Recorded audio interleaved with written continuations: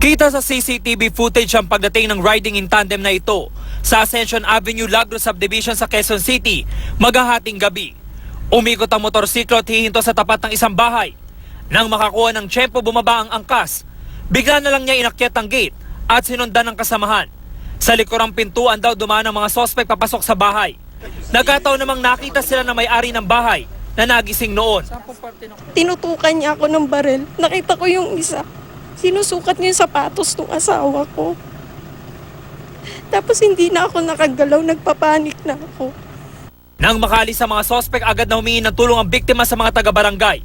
Sa isa pang anggulo ng CCTV, kita na naglabas ng baril ang angkas at nagpaputok sa checkpoint.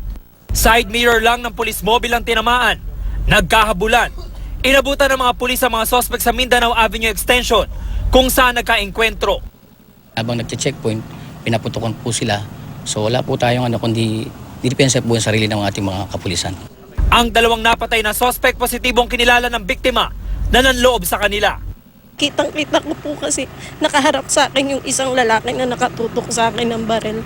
Nakasombrero po siya ng itim, naka-face mask ng itim, naka-jacket din po ng itim, nakamaong na short. Ayon sa mga taga-barangay, dayo lang sa lugar ang mga sospek na posibleng nasa likod ng ilang insidente ng akyat bahay. Nakuha sa mga sospek ang mga ninakaw na wallet at sapatos, maging ang dalawang baril. Siguro magiging warning na rin ito sa mga nagbabalak pa na pumasok dito sa area natin at sa mga iba pang nating karatig barangay. Yung ganitong pangyayari na at least malaman nila na talagang maigting ang pagbabantay ng kapulisan at mga barangay po natin. James Agustin, GMA News.